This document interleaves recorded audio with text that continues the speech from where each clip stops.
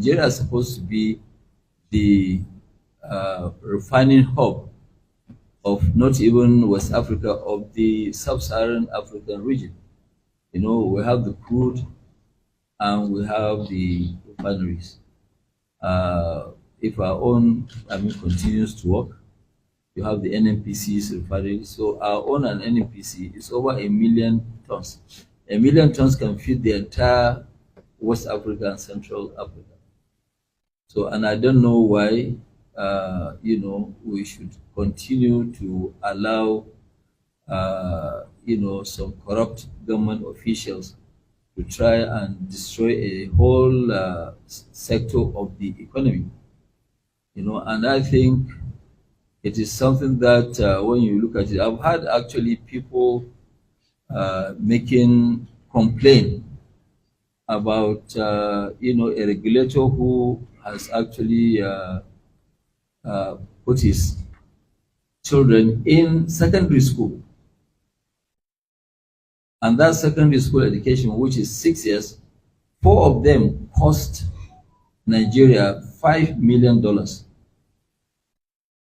You cannot imagine somebody paying $5 million for educating 5 children. Even my own children, they didn't go to those schools.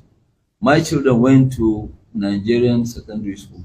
They didn't go outside Nigeria to attend to secondary school. I don't know about your children, Tony, but mine, yes. So, and this is a system that, some of us, because you know what, we're taxpayers. When people are complaining, we also complain, because the issue is that, yes, when I pay tax, I want to see that my money is being put to use, not to be stolen.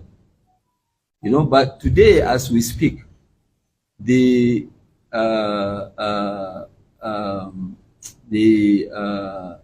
S, I don't know what is the, that is the authority chief executive, Malam Farouk.